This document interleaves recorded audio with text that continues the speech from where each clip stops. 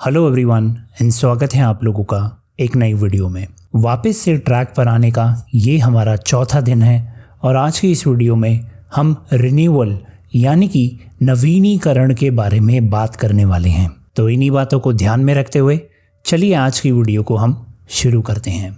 जीवन में मौसम आते हैं, विकास के समय, स्थिरता के समय और ऐसे समय होते हैं जब सब कुछ बिखरता हुआ लगता है।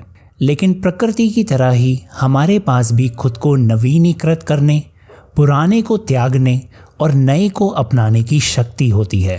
पता है, जब मैं अपनी यात्रा पर पीछे मुड़कर देखता हूँ तो मुझे एक बात का एहसास होता है। नवीनीकरण एक बार की घटना नहीं है, ये एक प्रक्रिया है, एक चक्र है जो हमारे पूरे जीवन में दोहराया जाता है। मेरे लिए नवीनीकरण का सबसे महत्वपूर्ण क्षण तब आया जब मैंने अपनी एस सर्टिफिकेशन परीक्षा पास की और YouTube पर वापस लौटा। मैंने सोचा कि मैं वहीं से शुरू करूंगा जहां से मैंने छोड़ा था, लेकिन चीज़ें बदल चुकी थी। मैंने वर्षों में जो दर्शक बनाए थे वो अब यहाँ पर मौजूद नहीं थे। ऐसा लगा जैसे मैं एक चट्टान के किनारे खड़ा हूँ, नीचे देख रहा हूँ कि मैंने क्या खो दिया है। उस पल में मेरे पास दो विकल्प थे, जो चला गया उस पर विचार करना या फिर नए सिरे से फिर से शुरुआत करना। और मैंने नवीनीकरण को चुना, यानी कि रिन्यूअल को चुना। मैंने उस पल को अंत के रूप में नहीं बल्कि कुछ और भी बड़ा बनने के अवसर के रूप में देखा। चलिए मैं आपको नवीनीकरण का एक शक्तिशाली उदाहरण नेल्सन मंडेला की कहानी से देता हूँ। कठोर रंग भेद शासन के तहत 27 वर्षों तक कैद में रहने के दौरान मंडेला ने अकल्पनीय परिस्थितियों को सहन किया। वो रॉबिन द्वीप पर एक छोटी सी कोठरी में बंद थे, चिलचिलाती धूप में पत्थर तोड़ रहे थे। लेकिन पता है, फिर भी इन परिस्थितियों के बावजूद उन्होंने कभी भी क्रोध या निराशा को अपने ऊपर हावी होने बिल्कुल नहीं दिया। इसके बजाय उन्होंने उन वर्षों का उपयोग चिंतन करने, सीखने और अपने संकल्प को और भी ज़्यादा मजबूत करने के लिए किया। 1990 में जब मंडेला जेल से बाहर आए तो वो टूटे नहीं थे, वो नवीनीकृत हो गए थे। कैद में बिताया गया उनका समय यूनाइटेड दक्षिण अफ्रीका के उनके दृष्टिकोण के लिए एक कैटलिस्ट बन गया। बदला लेने के बजाय उन्होंने सुलह का विकल्प चुना। वे दक्षिण अफ्रीका के पहले ब्लैक प्रेसिडेंट बने और देश को एक गहन परिवर्तन के माध्यम से आगे बढ़ाया। तो मंडेला की ये कहानी हमें ये सिखाती है कि नवीनीकरण का मतलब दर्द को भूलना नहीं है, बल्कि इसे उद्देश्य में बदलना है। मंडेला की नवीनीकरण की यात्रा हमें याद दिलाती है कि चाहे परिस्थितियां कितनी भी विकट क्यों ना हो, हम ऊपर उठने, पुनर्निर्माण करने और अपने भविष्य को फिर से परिभाषित करने की शक्ति रखते हैं। देखिए दोस्तों, रिन्यूअल यानी कि नवीनीकरण केवल नए सिरे से शुरू करने के बारे में नहीं है, ये आपके उद्देश्य से फिर से जुड़ने के बारे में है।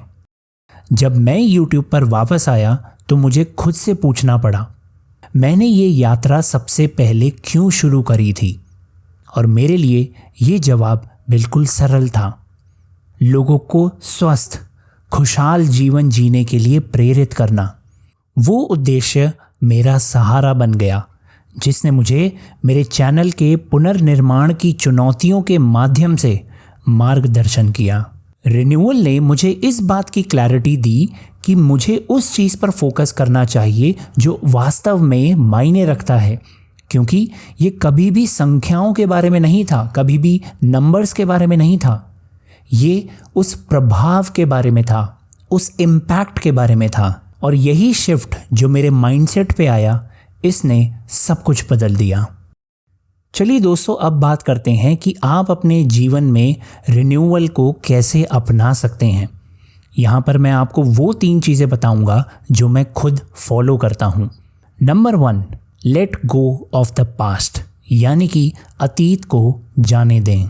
पता है दोस्तों, रिन्यूअल यानी कि नवीनीकरण की शुरुआत तब होती है जब हम रिहाई से होते हैं, यानी कि हम सब कुछ रिलीज़ कर चुके होते हैं।